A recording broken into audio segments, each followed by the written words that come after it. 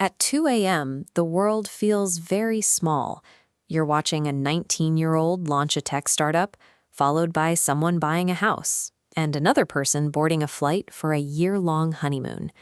That exposure triggers a harsh internal interrogation. Your focus shifts from observing their milestones to tallying your own perceived failures, wondering why your life seems stuck while everyone else is sprinting. We often treat life like a structured game with rigid, age-based checkpoints.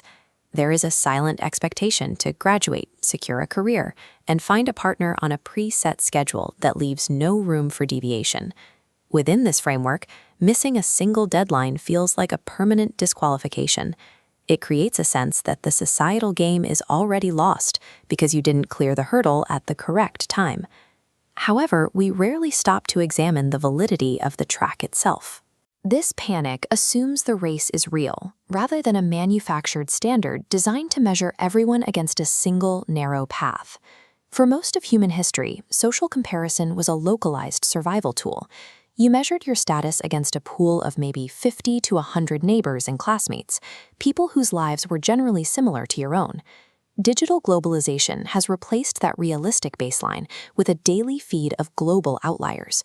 We are now exposed to the top 0.1% of every category, viewing an endless stream of curated highlight reels from across the planet.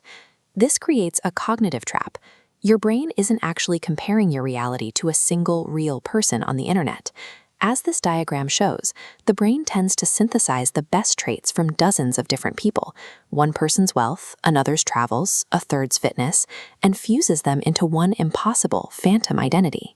Comparing a single, complex life to a statistically impossible aggregate of global winners guarantees a sense of inadequacy.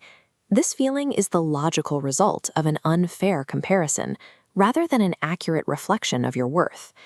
Consider the case of 3 people graduating. One is 22, one is 28, and the third is 35. Standard social scripts usually categorize the 35-year-old as the outlier, the one who fell behind the pack. But those ages hide the variables that actually define the outcome. The 22-year-old might despise their field and leave it in a year. The 28-year-old might have used the time to gain the experience needed for a stable career.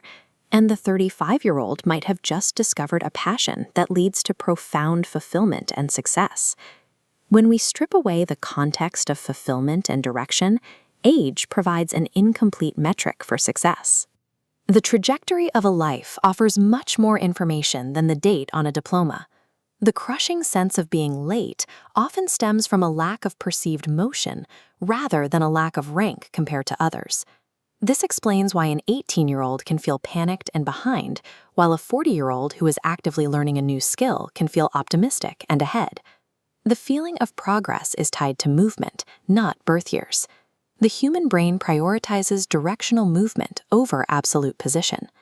As shown here, a static point, even a high one, creates a sense of stagnation, while a lower point with an upward trending vector generates a sense of hope and progress. Dwelling on missed deadlines in the past creates a loop of regret. This mental process consumes the cognitive energy required to create the forward momentum needed today. In many cases, the core problem we identify as being late is actually just the profound discomfort of inertia. The anxiety is a signal that we have stopped moving, not that we are out of time.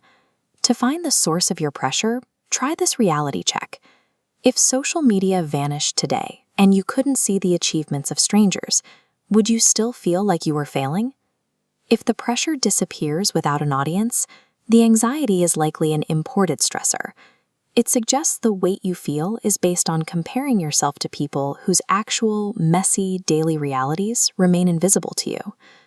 A more reliable metric is a longitudinal comparison, measuring yourself against your own history rather than someone else's highlight reel. Look back at where you stood 1 year ago. Evaluate how your perspective has shifted, what habits you've adjusted, and what knowledge you've gained. Any measurable growth in this self-audit confirms that you are in motion. When you are moving, the arbitrary timelines of the world become increasingly irrelevant. Performative speed is a very common trap. Trying to manufacture rapid, highly visible results to impress others often leads to burnout. Nature requires time for growth, and human development is no different.